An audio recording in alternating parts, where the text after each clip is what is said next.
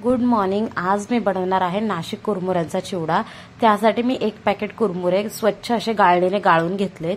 त्यानंतर 5 ते 6 लसूणच्या पाकळ्या, 7 ते 8 मिरच्या आणि कढीपत्त्याची पानं आणि कॉर्न मी घेतलेत, ते गावाकडून आणले होते मी। सर्वात आधी कढईमध्ये तेल तापत ठेवलं, 3 पळी तेल घेतले आणि त्याच्यामध्ये हे मी जे कॉर्न आहेत ते मी तळून घेणार आहे। ह्याच्याने चिवडा खूप छान होतो आपला।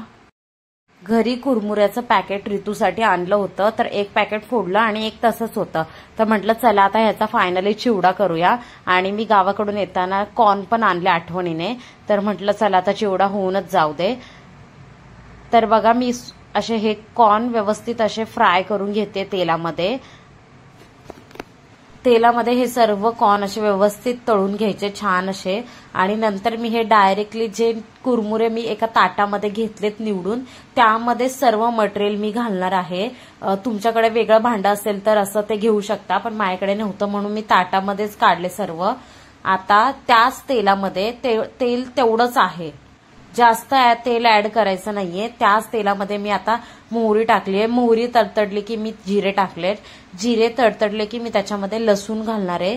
तर लसूण आपल्या पूर्ण असा व्यवस्थित गोल्डन झाला की मग त्याच्यामध्ये आपण कापलेली मिरची घालणार आहोत। तर लसूण आपला मस्त असा तेलामध्ये फ्राय होतोय।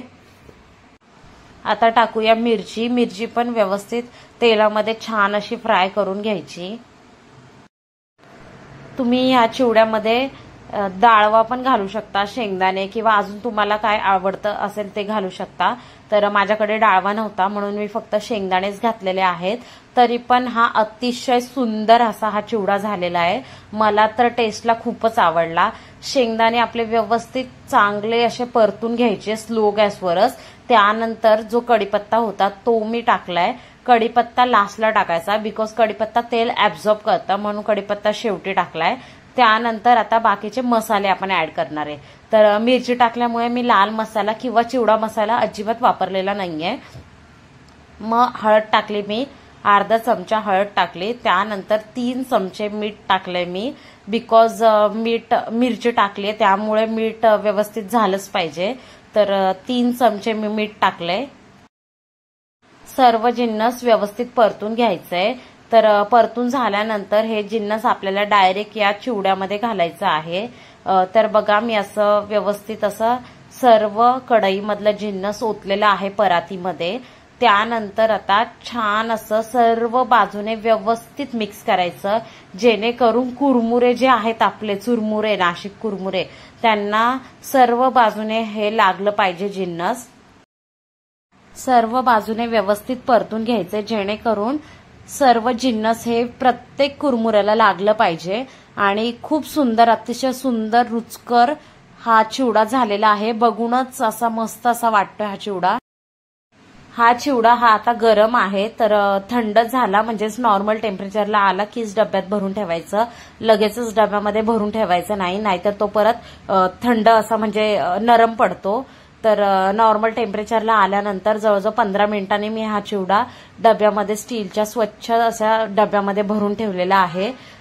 तर हा माझा रेसिपी कशी वाटली नक्की कमेंटमध्ये सांगा आणि चॅनलला लाईक करा, शेअर करा आणि सबस्क्राईब करायला विसरू नका। तर चिवडा व्यवस्थित मी डब्यामध्ये एका स्टीलच्या भरून ठेवते। ऋतूने पण थोडीशी टेस्ट केली आहे, मी तिला त्याच्यामधला कॉर्न दिलता तर तिला खूप आवडला। आणि ह्यानंतर एक आम्हाला सरप्राईज भेटलं, म्हणजे राहुलच्या एका फ्रेंडने कोकणामधल्या तर आम्हाला आंबे आणि फणस दिलाय, त्याची पेटी त्यांनी आणली होती। तर बघा या बॉक्समध्ये राहुलनेच ओपन केलंय।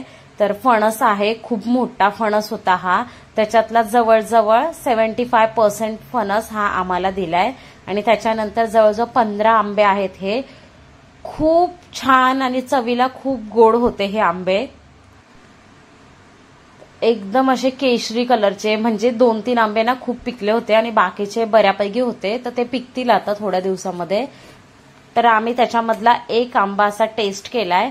सुगंध तर ह्याचा बॉक्स उघडल्या उघडला एवढा छान होता ना, खरंच कोकणामधले आंबे ना खूप मस्त लागतं आणि कोकण हे आंब्यासाठी काजूसाठी खूप फेमस आहे।